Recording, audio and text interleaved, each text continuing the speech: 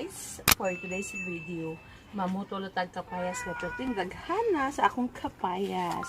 O diba?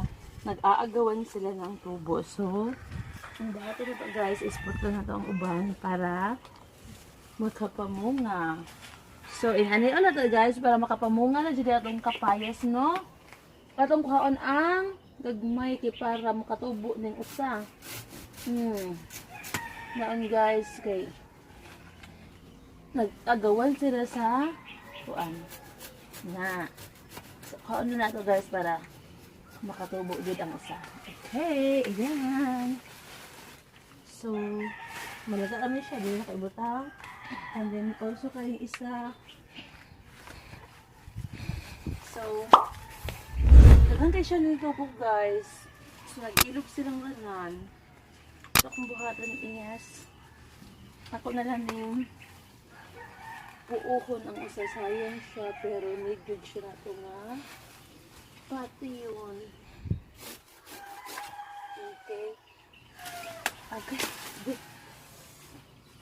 Sorry.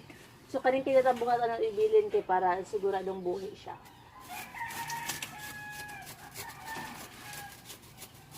Okay. Okay. Yan. O, di mo? Buhay na sana yan, pero isa lang ang kailangan i-survive. Kaya mga magbungan sa tubo. Okay. So, kuhaan sana ko mga dahon-dahon ng akong kuhaan. So, para dili kayo siya samok. Okay. Yan lang guys. Nabali siya. Okay ra? Okay ra na guys. Mabalian siya og dahon.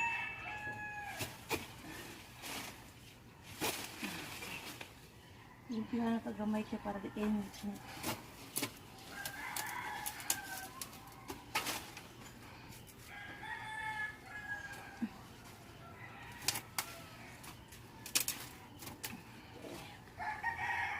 Akong sili guys, nakatubo. Oh my god, sorry.